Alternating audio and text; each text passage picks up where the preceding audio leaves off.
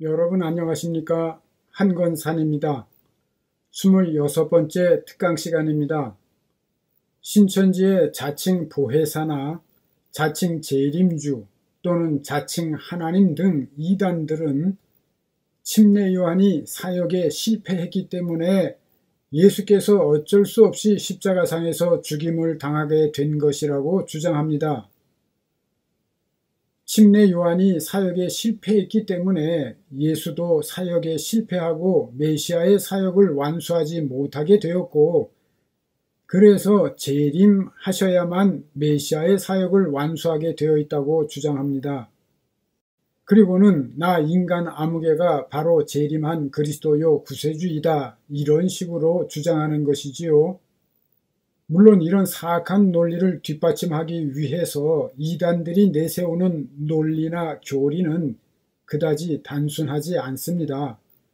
이단 대처법 첫 번째부터 7번째까지 증언한 대로 비유풀이나 계시록풀이나 메시아관 등은 치밀하게 조작되어 있기 때문에 교회를 통째로 집어삼킬 정도로 치명적입니다. 그렇기 때문에 나름 가방끈이 긴 많은 사람들이 미혹당하게 되는 것이지요. 침례 요한의 사역 실패 주장에 관한 진위 여부는 나중에 살펴보도록 하겠습니다. 지속적으로 증언해 왔듯이 예수 그리스도 우리 주님은 메시아의 사역을 완수하셨습니다. 주님께서 영광의 주로 오셔서 사역을 완수하신 것에 대해서는 이미 특강 15강, 16강을 비롯해서 본강이 제7강부터 17강에 이르기까지 증언했습니다. 주님은 실패하셨기 때문에 다시 오시는 것이 아니라 인류 최후의 날 나라를 아버지 하나님께 바치기 위해서 오시는 것이지요. 그러므로 이 시간에는 주님께서 반드시 십자가의 고난을 당하시게 예정되어 있었다는 진리를 살펴보도록 하겠습니다. 요즘에는 교회 안에 십자가가 보이지 않는 경우가 적지 않습니다. 십자가를 우상화해서는 안 된다는 생각에서 그와 같이 하는 경우도 있지만, 이러한 논리를 핑계 삼아 이단의 논리에 영향을 받아서 십자가를 내린 교회들이 생겨나는 경우도 있다고 생각됩니다. 그러나 십자가는 주님의 대속의 은혜를 상징하는 것이고, 이 십자가에서 복음의 진리와 경건의 진리가 만나기 때문에 교회에서 제거해서는 안 되는 것이지요. 십자가는 예수 그리스도의 사역 완수의 정점이기 때문입니다. 오죽하면 사도 바울이 예수 그리스도와 그가 십자가에 못 박히신 것 외에는 아무것도 알지 아니하기로 작정했다고 말씀하겠습니까? 구약 성경에 예언되어 있는 메시아에 대한 약속의 말씀들에 대해서는 익숙하시기 때문에 생략하겠습니다. 이 시간에는 주님께서 고난당하시고 대속의 희생제물로 죽게 되실 것을 예시하는 말씀들만 살펴보겠습니다. 아담과 하와를 타락하게 만든 뱀, 즉 사탄에게 하나님께서 이렇게 말씀하셨지요. 여자의 후손이 그 사탄의 머리를 상하게 할 것이고 그 사탄은 여자의 후손의 발꿈치를 상하게 할 것이라, 이렇게 말씀하셨습니다. 이 말씀대로 사탄은 인자인 주님을 죽일 수 있었지만 주님께서는 사탄의 사망 권세를 이기시고 사탄의 정수리를 깨뜨리셨습니다. 한편 타락한 아담과 하와에게 짐승을 잡아 가죽옷을 입혀주시지요. 이것도 대속의 사건을 암시하고 있는 것이지요. 시편에 보면 메시아가 어떻게 고난당하고 죽으실 것까지 구체적으로 예언되어 있습니다. 그리고 이사야서 53장에 예언된 말씀은 너무도 잘 아시지요? 시간 관계상 한 구절만 보겠습니다. 그가 찔림은 우리의 허물 때문이요 그가 상함은 우리의 죄악 때문이라. 그가 징계를 받음으로 우리는 평화를 누리고 그가 채찍에 맞음으로 우리는 나음을 받았도다. 놀랍게도 주님께서 창에 찔리시고 채찍에 맞으실 것까지 구체적으로 예언하고 있지 않습니까? 더 놀라운 일이 있습니다. 이러한 대속의 고난과 그 은혜를 통해서 하나님의 백성들을 어떻게 구원하시고 그 구원을 완성하시며 어떻게 하나님의 왕국에 들어가게 하실 것을 미리 보여주는 놀라운 것이 있습니다. 주님이 성육신 하시기 약 1400년 전이고 이사야가 메시아의 고난을 예언하기 약 700년 전에 있었던 일입니다. 바로 모세가 지은 장막 성소입니다. 이스라엘 백성들이 애굽을 탈출해서 광야 생활할 때 모세가 하나님께로부터 직접 계시를 받아서 이 장막 성소를 세우지요. 하나님께서 모세에게 보여주시고 지시하신 대로 지은 것입니다. 나중에 솔로몬이 이 장막 성소의 모양을 따라 성전을 건축하게 되지요. 이와 관련해서 성소 제도에 대한 설명이 레위기에 자세히 나와 있습니다. 이스라엘 백성들은 그들의 죄를 사함받기 위해서 흠없는 소나 양 등을 가지고 장막 성소로 나와서 그것을 잡아 번제로 드렸습니다. 죄사함을 받으려는 사람이 그 소나 양의 머리에 안수함으로써 그의 죄가 그 짐승에게 전가되고 그의 손으로 그 짐승을 죽이고 각을 뜨고 머리와 기름을 베어내어 제사장에게 주어 제단 위에 버려 놓도록 맡기고 내장과 정강이를 물로 씻어 제사장에게 주었습니다. 제사장은 그 죄인의 죄사함을 위해서 그것들을 제단 위에 불살라 하나님 앞에 번제로 드렸지요. 이와 같은 제사를 통해서 그들의 죄가 사하여졌습니다. 그런데 놀랍게도 이때 지은 장막 성소가 그때로부터 1400년 후에 있을 예수 그리스도의 십자가의 고난을 보여주고 있으며 죄를 대속함과 구원의 은혜와 그 구원의 완성에 대한 진리를 가르쳐주고 있습니다. 오직 예수 그리스도의 대속의 은혜로 구원받고 예수 안에 거함으로써 온전한 구원을 이룰 수 있다는 진리를 보여주고 있는 것입니다. 우선 장막 성소의 구조를 살펴보겠습니다. 지금 화면에 떠 있는 장막 성소의 단면도를 보세요. 이 장막 성소는 성소와 지성소가 있는 장막과 성소 뜰로 구성되어 있는데요. 그 전체 면적이 약 320평, 스퀘어피트로는 11,200 정도 됩니다.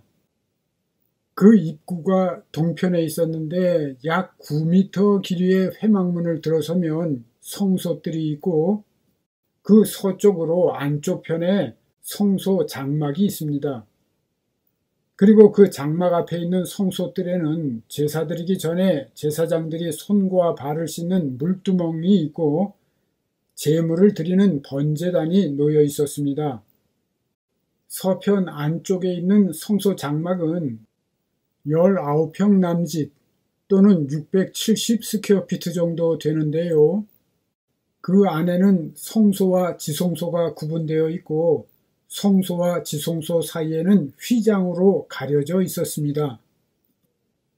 놀랍게도 이 성전 뜰에 있는 물두멍은 회개의 침례를 예표하고 번제단은 십자가를 예표합니다. 그리고 그 번제단 위에 놓인 죽임을 당한 짐승은 어린 양 예수 그리스도를 예표합니다. 이 성소들이 미리 보여주고 있듯이 주님은 세상 죄를 지고 가는 어린 양으로서 인류의 죄를 대신 담당하고 십자가에 달려 죽으시도록 예정되어 있었던 것이지요. 이 성전뜰은 주님께서 십자가 위에서 흘리신 대속의 피로 크리스천들이 죄 씻음 받고 침례받는 과정을 보여주고 있는 것입니다. 게다가 번제단은 조각목 위에 놋을 씌워 만들었는데요. 광야에서 이스라엘 백성들이 불뱀에 물려 죽어갈 때에 모세가 만들어 장대 위에 달았던 놋뱀과 같은 재료입니다. 놋으로 씌운 번제단 위에 놓인 양과 모세가 만든 놋뱀이 상통하는 것이지요. 놋뱀을 쳐다보기만 하면 살았듯이 십자가상의 예수를 믿기만 하면 산다. 놋으로 입힌 제단 위의 양과 놋뱀은 십자가상의 예수 그리스도를 미리 보여주고 있지요. 하나님의 놀라운 예지 예정과 그 섭리를 알 수 있습니다. 다시 한번 증언하지만 이 성소 제도는 기원전 1400여 년경에 세운 것입니다. 14년도, 140년도 아닌 1400여 년 후에 이루어질 구원 사역에 대해서 구체적으로 미리 보여주고 있는 이 장막 성소야말로 인류 역사에 개입하시는 살아계신 하나님의 예지 예정과 그의 섭리를 극명하게 보여주지 않습니까? 이번에는 성소 장막 안에 있는 성소가 보여주는 가르침을 살펴보면서 성경이 과연 하나님의 감동으로 기록되었다는 사실을 증언하도록 하겠습니다. 파란 선으로 표시된 성소 안에 놓여 있는 것들을 보세요. 성소 안에는 말씀을 상징하는 진설병, 성령을 상징하는 등대, 그리고 성도들의 기도를 상징하는 분향단이 놓여 있었습니다. 북쪽에 진설병 떡상이 있고 남쪽에 등대, 그리고 지성소 앞에 분향단이 놓여 있지요. 잘 아시다시피 이 성소 안에는 제사장만이 들어갈 수 있었습니다. 그러나 주님께서 성육신하시고 하나님의 백성들을 대속해 주시고 제사장으로 삼아주신 후에는 누구나 성소에 들어갈 수 있게 되었지요. 믿음의 사람들을 가리켜 제사장이라고 말씀하고 있듯이 놀랍게도 이 성소는 크리스천들이 어떻게 제사장적인 삶을 살 것인지를 보여주고 있습니다. 성소 안에 말씀을 상징하는 진설병이 있듯이 날마다 영의 양식을 먹고 기도를 상징하는 분향단이 있듯이 성령 안에서 무시로 기도드리며 성령을 상징하는 정금 등대가 있듯이 성령을 따라 사는 삶을 살라는 것입니다. 이러한 삶이 바로 예수 안에 거하는 삶이고 제사장적인 삶인 것이지요. 이와 같이 살아갈 때에 임마누엘을 상징하는 지성소로 나아갈 수 있다는 진리도 이 장막성소가 보여줍니다. 휘장으로 가려진 이 지성소 안에는 법궤가 놓여 있었는데요. 그 법궤 위에 속죄소가 놓여 있고 그 속죄소와 한 덩어리로 연결돼서 양 끝에 마주 서 있는 그룹 둘이 있었습니다. 이 지성소의 구조가 보여주는 진리가 있습니다. 하나님께서 모세에게 이 지성소 안에서 그와 만날 것이라고 말씀하셨듯이 이 지성소는 하나님의 임재를 상징합니다. 성전들에 피를 뿌리는 번제단이 있는데 지성소 안에도 피를 뿌리는 속죄소가 있는 것에 주목해야 합니다. 우리가 예수 그리스도의 대속의 은혜로 제사장적인 삶을 살게 되지만 하나님의 임재 안으로 들어갈 때에도 속죄소가 상징하는 예수 그리스도의 보혈의 은총을 힘입어야 한다는 진리를 보여주고 있는 것입니다. 주님께서 십자가상에서 죽으실 때 성소 휘장이 위로부터 아래로 찢어져 둘이 되었다고 성경은 증언하지요. 우리가 주님의 보혈을 힘입어 하나님의 임재 앞으로 나아갈 수 있게 된 것이지요. 십자가상에서 대속하신 구원과 그 구원의 완성을 보여주고 있는 것입니다. 그리고 이것이 주님께서 내가 다 이루었다 말씀하신 이유입니다. 장막성소가 보여주는 진리가 놀랍지 않습니까? 이와 같이 장막성소는 구원의 시작과 끝, 다시 말해서 구원과 그 구원의 완성이 예수 안에 있음을 보여주고 있는 것이지요. 이 장막 성소를 제대로 이해하면 여호와이신 주님께서 이 땅에 오셔서 하나님의 백성들을 하나님의 왕국, 즉 천국으로 인도하시는 메시아의 사역을 완수하셨음을 깨닫게 되는 것입니다. 주님께서 십자가에서 죽으신 것은 침례 요한이 사역에 실패했기 때문이 아니라 우리의 원죄를 비롯한 죄를 대속해 주시고 우리로 하여금 제사장적인 삶을 살아서 천국의 삶을 누리게 하시기 위한 필수 과정이자 하나님의 예정인 것이지요. 또한 이 장막 성소는 우리 구원의 완성을 위해서 자칭 재림주와 같은 이단들의 도움이 전혀 필요치 않다는 것을 보여주고 있는 것입니다. 주님은 여호와 하나님이시므로 그 거하시는 육체를 성소, 즉 성전에 비유하셨고 자신이 그 성전보다 더 크다고 말씀하십니다. 주님께서 성전이시므로 내 안에 거하라는 것은 성전, 즉 성소 안에 거하라는 것이지요. 그렇게 할 때에 우리의 삶에 실제적으로 함께 하시며 때를 따라 도와주시는 하나님의 은혜를 이 땅에서 체험하게 되지요. 주님께서 이 땅에 이루신 하나님의 왕국, 즉 천국의 삶을 누리게 되는 것입니다. 이 외에도 장막 성소가 주는 교훈과 진리가 적지 않습니다. 칭의와 성화와 영화의 과정, 그리고 낙원을 회복하는 과정 등을 보여주고 있는데요. 시간 관계상 적당한 때에 더 깊이 살펴보도록 하겠습니다. 하나님께서는 성소 뜰만 밟으며 죄악에서 돌이키지 않는 자들을 꾸짖으시며 그들의 기도와 간구를 듣지 않겠다고 하셨습니다. 그런데 이와 같이 성소 뜰만 밟는 수준의 크리스천들이 적지 않습니다. 여전히 반복적인 죄를 짓고 예수의 피로 잔치하는 기독교인들이 적지 않은 것이지요. 하나님께서는 그들의 기도를 듣지 않겠다고 하십니다.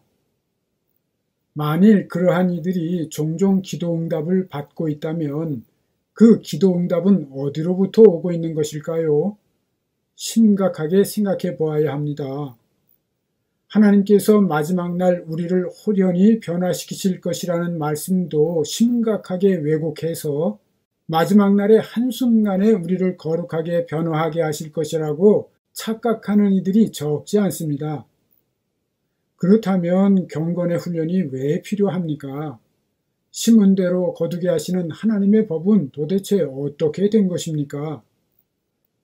홀연히 변화하게 된다는 말씀은 우리의 성품이 홀연히 변화해서 거룩하게 되거나 한순간에 모든 것을 알게 된다는 뜻이 전혀 아닙니다. 우리의 썩어질 육의 몸이 영원한 영광의 신령한 몸을 덧입게 된다는 뜻입니다. 우리는 지금 각자 어디에 서 있습니까? 거짓 진리에 속지 마시고 항상 예수 안에 거해서 살아가시기를 축복합니다. 오늘은 여기까지 하겠습니다. 안녕히 계십시오. 한건산이었습니다. 애청해 주셔서 감사합니다.